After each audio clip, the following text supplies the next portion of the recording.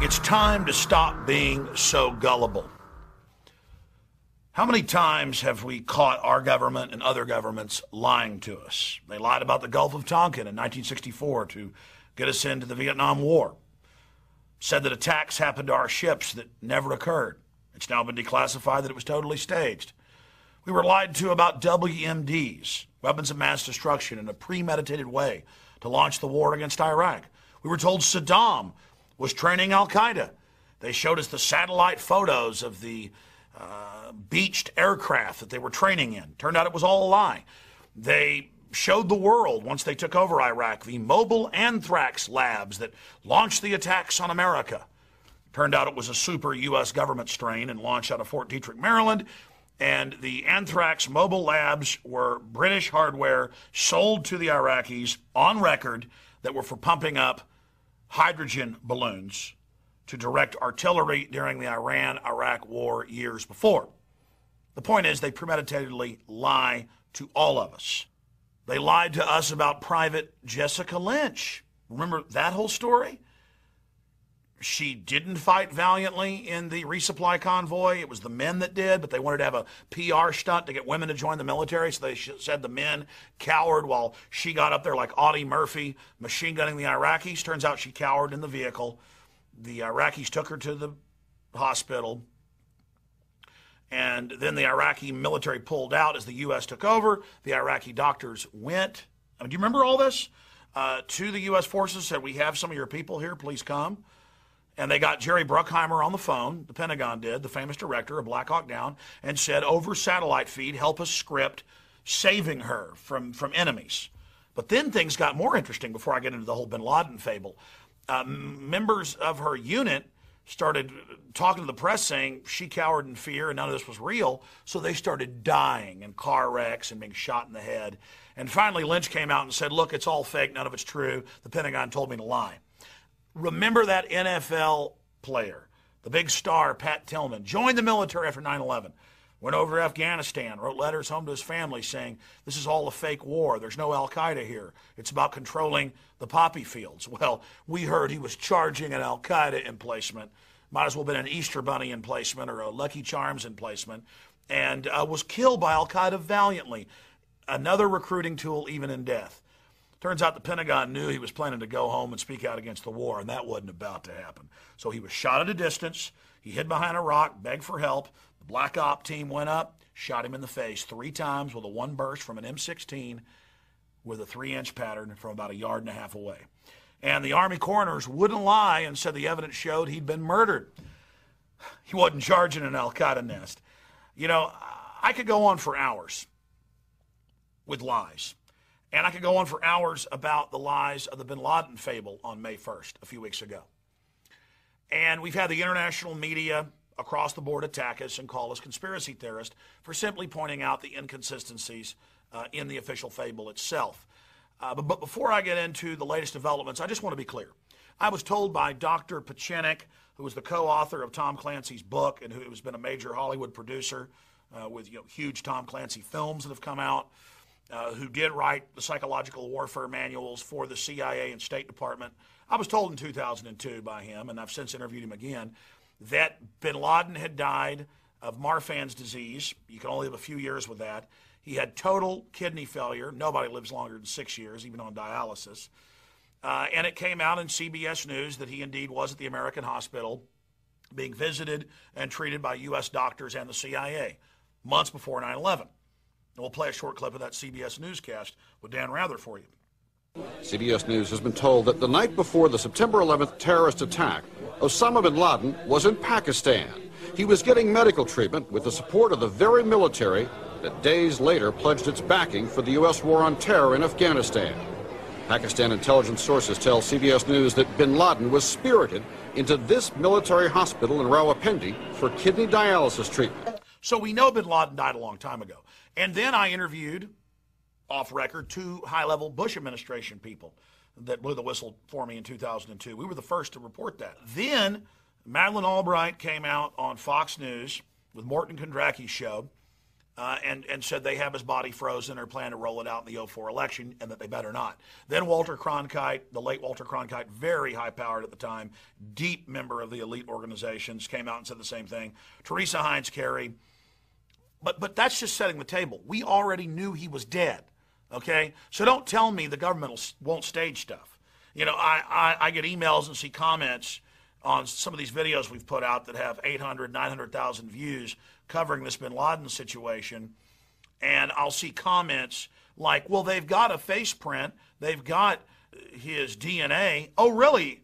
And that's been released? No, it hasn't been released. I mean, the FBI crime lab was on record over a decade ago framing people on an industrial scale. Look at all the other crime lab scandals where they frame people in Houston, Texas, and San Francisco, California. Thousands of people a year on record. They just frame people. But they won't even release that fake evidence. They won't release a photo, but select members of the Senate are allowed to see it. They don't want Photoshop experts being able to look at it. But then there's all the other lies. We're told there was a 40-minute firefight, and on the news they put up animations of bin Laden firing and fighting, a guy that could hardly walk 10 years ago with his disease. Turned out that wasn't true. They told us he used his wife as a shield. Turns out that wasn't true. Said it was this huge, elaborate palace. Looked like a Chicago crack house or Dallas crack house to me. Then we're told that the Navy SEALs were told to go in and kill him, and that he resisted, but he didn't resist. Then that they were to capture him, but they went ahead and still killed him. If he's the biggest intelligence prize for the 160 buried nukes in the U.S., they tell us, and KSM says there's nukes, and that if we kill bin Laden, this is weeks before getting you all scared, that they're going to nuke us, why didn't they get that intelligence asset back if waterboarding's so great and gave us the leads, which they now admit isn't true? They're trying to sell us on torture because we'll put up with that, we'll put up with anything. If he's the greatest intelligence asset in modern history, why didn't they capture him? Lies, lies, lies. Then we were shown that Situation Room photo.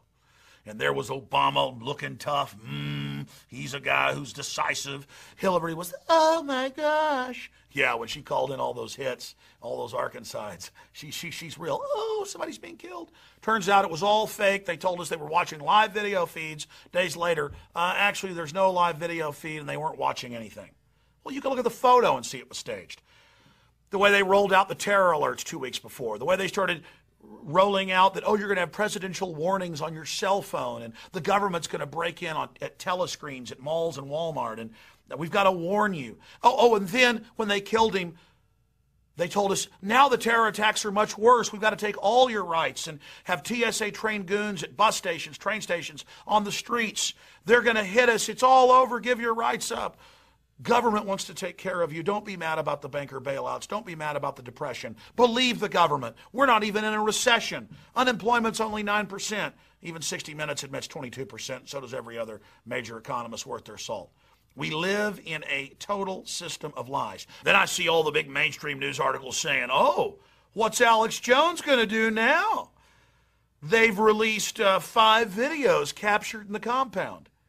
And all of the, quote, new videos but one, and we've written articles about this and show the still images side by side, are previous bin Laden videos that were released many years ago. And notice he never ages. And we have the CIA admitting last May that they have released fake bin Laden videos before in the Washington Post. So we have a government that lies to us constantly, admits they've made fake bin Laden videos. We get the 5 new videos, and they're all recycled videos. And so folks wouldn't notice that as much, because all they did was change some of the color tint on it in the chroma controls of the video editor. They didn't release audio on the new ones, because you can even watch the lips move with the old videos. It's not just the same old video, it's the same audio. So they didn't release that. That's how lazy they are. That's how stupid they think you are. Lie after lie after lie after lie after lie in your face to sell you this. And it's not just of the 5 videos that 4 of them are old recycled videos. It's not just that they didn't just release fake videos years ago. They also released re-edited real clips of bin Laden from 99, 2000 saying that they were new. They've been caught over and over doing this. No.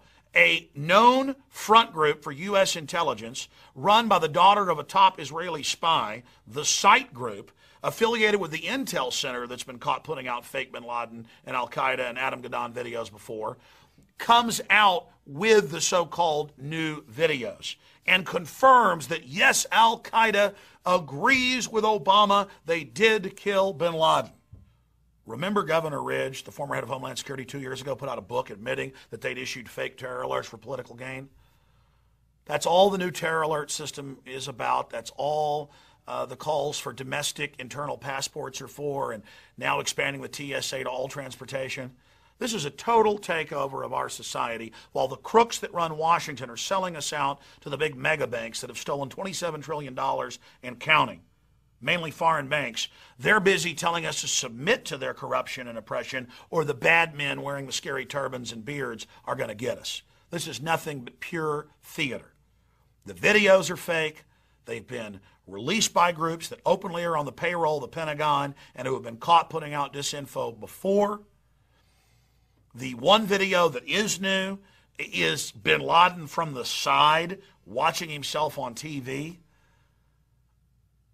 And this all coming from a system that has been caught lying over and over again. There are close to 1 million private contractor spies and intelligence now in the U.S. Trillions and trillions of dollars have been spent domestically on homeland security.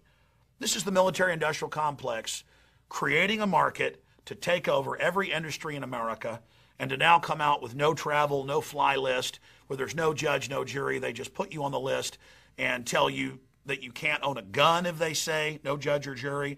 That's being announced by Rahm Emanuel, Chucky Schumer, all these people. And Amtrak's coming out and saying, we agree, please start searching everybody, make people get government permission to even be able to get on a train. This is the Reichstag 2.0.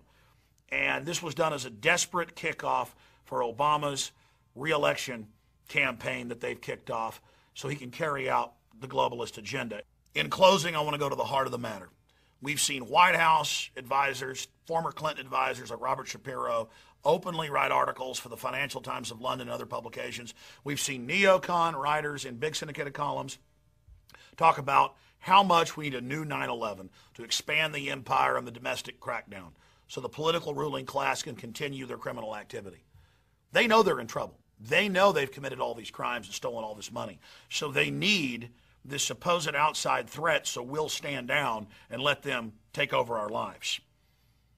This is all a trial balloon, this bin Laden rollout to stage new terror attacks. As they've told you, more liberty has to be given up now that the terror leader's supposedly been killed.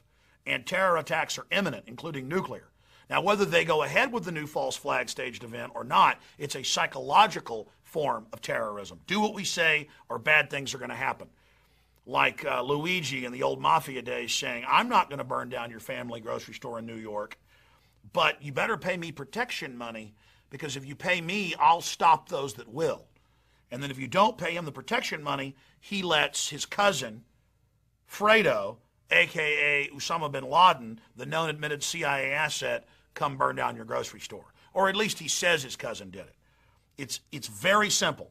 And they are test marketing right now massive new stage terror attacks to use this whole Homeland Security grid against the American people. Remember, 2 years ago, law enforcement, FBI, federal marshals, state police sent me Homeland Security reports, state police reports, where 90+% of all anti-terror training is for Ron Paul supporters, in the fetters, people that want the Second Amendment, those that want to control our borders, people that want American sovereignty and are against this outside banking cartel takeover. It's that simple.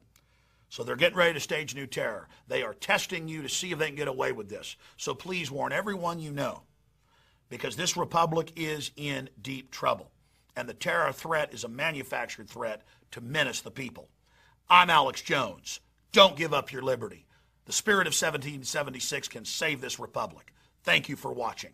Visit Infowars.com and PrisonPlanet.com.